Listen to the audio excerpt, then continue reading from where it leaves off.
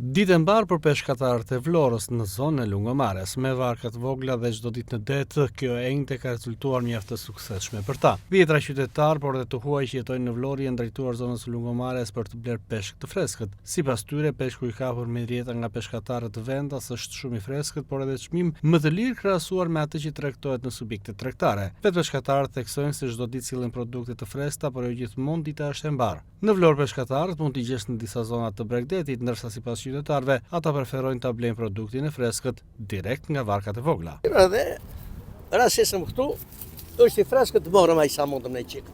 Po këtu gjë çdo ditë, jo radhë. Këtu që ku dalun, gjithmonë që ku vetë edhe në të plazhi vjetër. Normale që kjo është, se në dykjan mund t'jetë i pardeshëm, i kam mbush me akulla edhe. Ku ka çdo gjë e freskët është e shishme. Urdo? Kur është gjë e mirë, mblidhen njerëz jetuan të gjithë. Pluset e që i lirë është. Te tregu atje një kile sardele është 3.000 lekë. Ky është çik më ashtu 3.000 lekë. Çfarë preson? Si. Unë jam italian dhe jetoj këtu në Vlorë. Pata fat sot.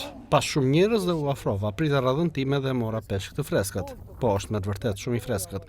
Ku kam mirë se ta marrësh direkt nga deti dhe sapo i kapur. Prita pak, por jam i kënaqur. Peshkatarët tu dalin pothuajse për çdo ditë. Molto bello, sì.